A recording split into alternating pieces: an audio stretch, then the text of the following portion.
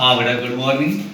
हमने पिछले वीडियो में सोलहवीं प्रश्नावली की विविध के 11 सवाल किए थे बेटा, ठीक है ना। इसके 12, 13 और 14 तीन सवाल और हैं, ठीक है। 14 सवाल इसके अंदर ध्यान से देखो बेटा। आपका ये जो 12वां क्वेश्चन है कि एक शंकु के आकार का बर्तन है, एक शंकु के आकार का बर्तन है जिसकी त्रिज्या 10 सेमी है और ऊंचाई 18 सेमी है। एक शंकु के आकार का बर्तन है जिसकी त्रिज्या 10 सेमी है और ऊंचाई 18 सेमी है, पूरा पानी से भरा हुआ है। इस शंकु के आकार के जो बर्तन का पानी है उसको एक बेलनाकार बर्तन में डाला जाता है जिसकी त्रिज्या 5 सेमी है। तो उस बेलनाकार बर्तन की ऊंचाई ज्ञात करनी है। देखो बेटा, आपके पास है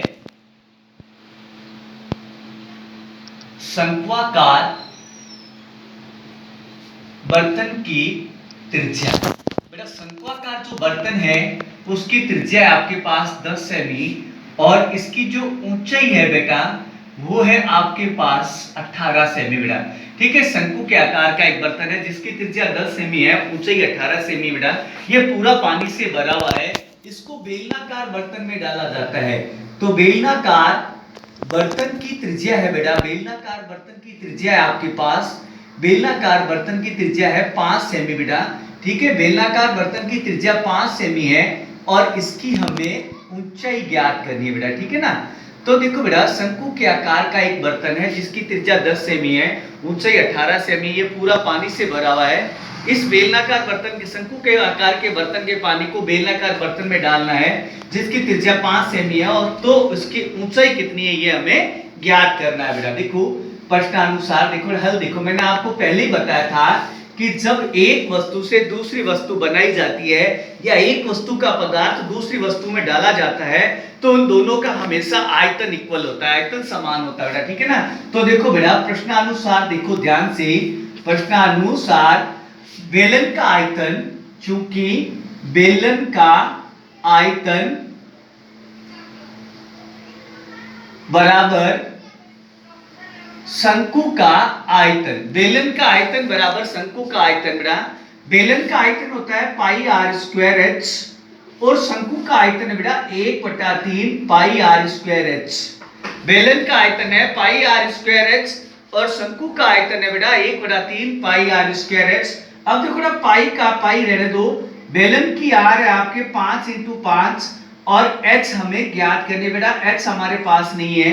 शंकु का 1/3 का 1/3, पाई को पाई रहने दो बेटा। अब शंकु की जो r है वो है 10 × 10 और h है बेटा 18 सेमी, ठीक है ना। अब हमें इसकी h ज्ञात करनी है तो देखो इनको ट्रांसफर करेंगे तो 3 से 18 गया बेटा 6 बार, तो यहाँ बचा पाई × 10 × 10 × 6 बट्टा पाई × 5 × 5। अब बेटा पाई से पाई गया, 5 से 10 गया 5 बार, 5 से 10 गया 5 बार बेटा, ठीक है। हाँ देखो बेटा, तो 5 से 10 गया 2 बार और 5 से 10 गया बेटा 2 बार। आपके पास h बची 2 × 2 × 6, यानी कि 2 दूनी 4, 4 को 6 से 6 चौक 24, अर्थात 24 सेंटीमीटर। यानी कि बेलन की जो ऊंचाई है, बेलन की ऊंचाई जो है बेटा वो 24 सेंटीमीटर बन होगी। तो बेलन की जो ऊंचाई है बेटा वो 24 सेंटीमीटर होगी, ठीक है बेटा।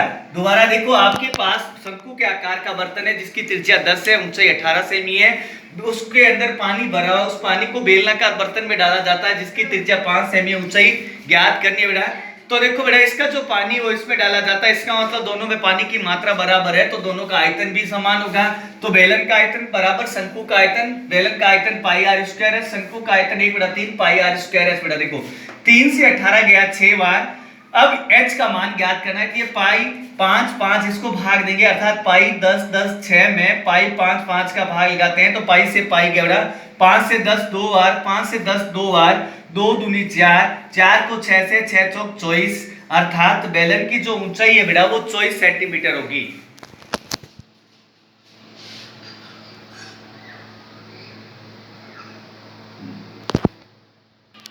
हाँ बेटा, देखो अगला क्वेश्चन है 13वां कि एक घनाभ के आकार का मोम है 11, जिसकी लंबाई 11 सेमी, चौड़ाई 3.5 सेमी और ऊंचाई 2.5 सेमी है। इसको पिघला करके एक मोमबत्ती बनाई जाती है बेटा, जिसका व्यास 2.8 से, मोमबत्ती का व्यास 2.8 सेमी है। तो मोमबत्ती की लंबाई ज्ञात करिए, यानी कि घनाभ से मोमबत्ती यानी कि बेलन बनाया जाता है। तो देखो बेटा, आपके पास घनाभ की लंबाई है 11 सेमी, चौड़ाई है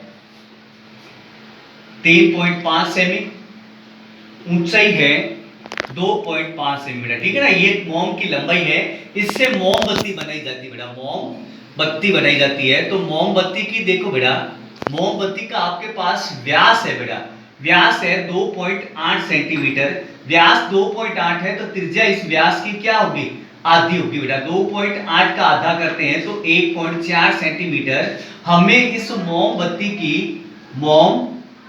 की लंबाई ज्ञात करनी है, अर्थात h ज्ञात करना है बेटा। ठीक है ना, यानी कि हमें h ज्ञात करना है। दोबारा देखो बेटा, एक घनाभ के आकार का मोम है जिसकी लंबाई 11 सेमी है, चौड़ाई 3.5 सेमी है, ऊंचाई 2.5 सेमी बेटा। इसको पिघला करके एक मोमबत्ती बनाई जाती है जिसका व्यास, मोमबत्ती का व्यास 2.8 सेमी है, तो मोमबत्ती की त्रिज्या होगी 1.4 सेमी। हमें मोमबत्ती की लंबाई ज्ञात करनी है। तो हल देखो बेटा इसका, प्रश्नानुसार जब एक वस्तु से दूसरी वस्तु बनाई जाती है, तो आपको पहले भी बता चुका हूं, उनका हमेशा आयतन बराबर होता है। यानी कि घनाभ के आकार के मोम को मोमबत्ती का रूप दिया गया है, तो मोमबत्ती का आयतन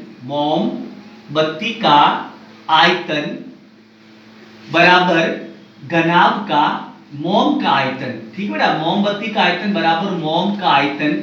अब आप गौर से देखो बेटा, मोमबत्ती जो होती है वो ऐसी होती है बेलनाकार। ये मोमबत्ती ऊपर यहाँ एक बत्ती निकली होती है जिसको जला करके रोशनी प्राप्त करते हैं, ये मोमबत्ती का आकार है। तो इसका मतलब मोमबत्ती क्या है बेटा, बेलन है। तो यानी कि बेलन का आयतन बराबर मोम जो है वो घनाभ के आकार का बेटा, तो घनाभ का आयतन। अब आपको पता है कि बेलन का आयतन होता है आपके पाई आर स्क्वायर एच, और घनाभ का आयतन होता है लंबाई इंटू चौड़ाई इंटू ऊंचाई, यानी कि L into B into H. Pi का मान है 22/7 बेटा, आर है आपकी 1.4 इंटू 1.4, और इसकी एच हमें ज्ञात करनी है। इसकी एच हमें क्या करनी है, ज्ञात करनी है। इसकी एच हमें ज्ञात करनी है, इसकी एच हमें ध्यान रखिए। तो देखो बेटा, बेलन का आयतन है पाई आर स्क्वायर एच, और घनाभ का आयतन है लंबाई इंटू चौड़ाई इंटू ऊंचाई। पाई का मान है 22/7, आर है बेटा 1.4, आर 1.4 इंटू एच हमारे पास नहीं है बेटा।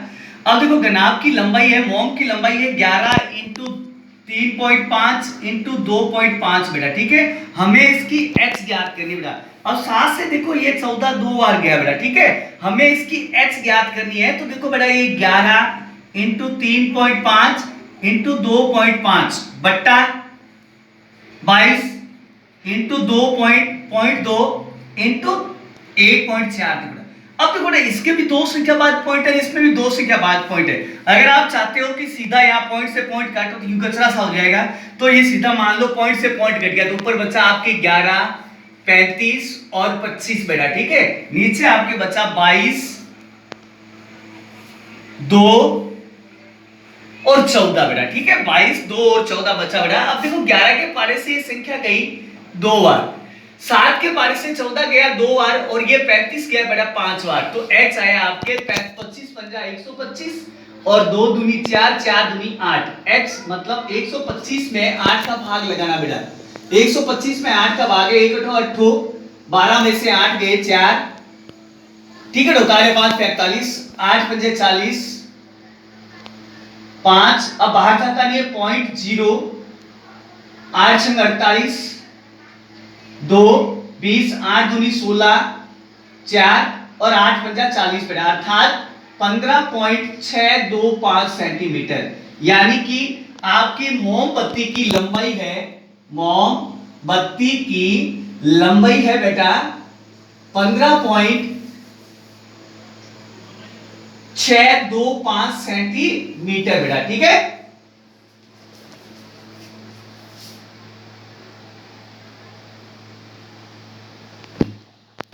हाँ बेटा, तो का एक क्वेश्चन है कि लास्ट क्वेश्चन है आपका ये, एंड और ये प्रश्नावली ये बेटा। देखो 14 क्वेश्चन है कि धातु के गोले का व्यास 6 सेमी है।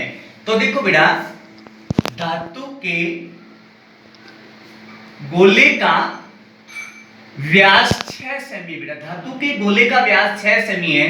ठीक है बेटा, गोले को पिघला करके समान वृत्तीय अनुप्रस्थ काट परिच्छेद वाला एक समान, यानी कि समान वृत्तीय परिच्छेद वाला एक काट करके तार बनाया जाता है पिघला करके, जिसमें तार की लंबाई है बेटा, देखो तार की लंबाई है आपके पास 36 मीटर बेटा, ठीक है, तार की लंबाई 36 मीटर है, तो उसकी त्रिज्या ज्ञात करनी है, यानी कि हमें तार की त्रिज्या ज्ञात करनी है बेटा। ध्यान से देखना, तार की हमें त्रिज्या ज्ञात करनी है। देखो धातु का एक गोले है जिसका व्यास 6 सेमी, इसको पिघला करके एक समान अनुप्रस्थीय काट परिच्छेद वाला एक तार बनाया जाता है, जिसमें तार का लंबाई जो है वो 36 मीटर है। हमें तार की त्रिज्या ज्ञात करनी है बेटा। ध्यान से देखो, हल देखो बेटा इसका।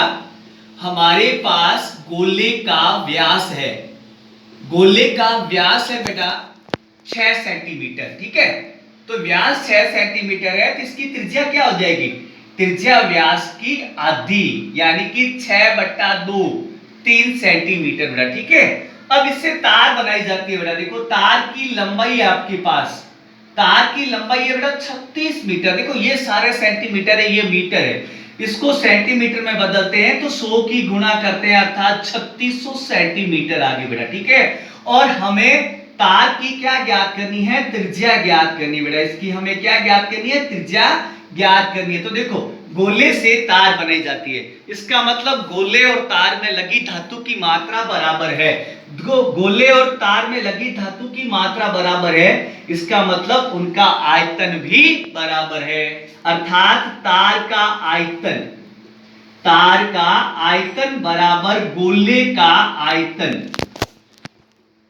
तार का आयतन बराबर गोले का आयतन। देखो बेटा तार बेलनाकार है, तार जो है वो बेलनाकार है, और गोला गोले जैसे ही होता है, तो तार बेलनाकार है। बेलन का आयतन होता है पाई आर स्क्वायर एच, और गोले का आयतन होता है 4/3 पाई आर क्यूब बेटा, ठीक है। अब देखो बेटा पाई का पाई रहने दो, क्योंकि इधर ट्रांसफर होने पर कटना है। आर हमारे पास नहीं है, और एच है इसकी बेटा 3600 बराबर 4/3 इंटू पाई का पाई। अब बेटा देखो इसकी गोले की आर है आपके पास 3 इंटू 3 बेटा, तो 3 से 3 गया। हमें इसकी आर ज्ञात करनी है बेटा, तो आर ज्ञात करनी है तो हम इन सभी पदों का पक्षांतरण करते हैं, उधर ले जाते हैं।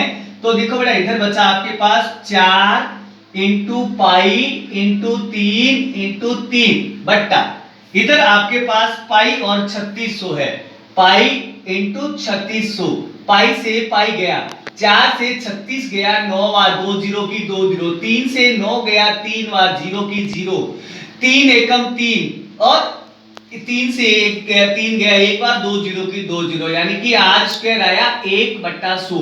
एक तरफ स्क्वायर हटेगा, दूसरी तरफ रूट लगेगा बेटा, एक तरफ स्क्वायर हटेगा, दूसरी तरफ रूट लगेगा, तो आर आई आपकी 1/10, यानी कि 1 का वर्गमूल 1, 100 का वर्गमूल 10, तो आर बराबर होगी 0.1 सेंटीमीटर, यानी कि तार की त्रिज्या होगी आपके 0.1 सेंटीमीटर। दोबारा देखो बेटा, हमें गोले का व्यास दे रखा है 6 सेमी, तो त्रिज्या होगी इसकी 3 सेमी। तार की लंबाई है 36 मीटर, तो इसको सेंटीमीटर में बदलने के लिए 100 की गुणा कर दिया था, 3600 सेंटीमीटर। हमें तार की त्रिज्या ज्ञात करनी पड़ा। तो देखो गोले में जो धातु थी उससे पिघला करके तार बनाई गई है, इसका मतलब दोनों में धातु की मात्रा बराबर है, धातु की मात्रा बराबर है तो दोनों में आयतन भी बराबर है, अर्थात तार का आयतन बराबर गोले का आयतन।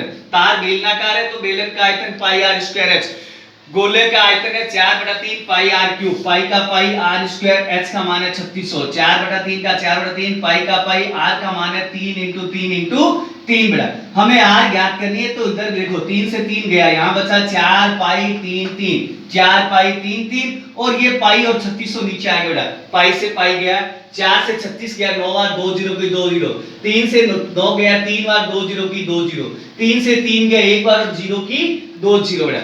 यहाँ बचा आर, ऊपर बचा 1 और नीचे बचा 100, यानी कि आर स्क्वायर का मान है 1/100। एक तरफ स्क्वायर है, दूसरी तरफ रूट लगा दी, 1 का रूट 1 ही होता है, वर्गमूल 100 का वर्गमूल होता है 10, अर्थात एक संख्या बाद पॉइंट लगेंगे तो 0.1, तो तार की त्रिज्या होगी 0.1 सेंटीमीटर बेटा, ठीक है। ये प्रश्नावली हमारी पूरी हो गई है। देखो चौथी प्रश्नावली और 6 नंबर की प्रश्नावली, ये 6 नंबर का क्वेश्चन आता है बेटा। इसमें कभी कभी इसमें 1 2 और 5 3 ऐसे मिलाकर के भी 6 नंबर बनते हैं बेटा। तो 6 नंबर का चैप्टर आपके आज क्लियर हो गया है, इसको मन लगा करके देखना, सारे सूत्रों पर डिपेंड है और कुछ भी नहीं है। सूत्र देखो, आकृति की पहचान करो और उसमें आयतन है या क्षेत्रफल, दो ही चीजें पूछता है वो, ध्यान से बेटा, ठीक है।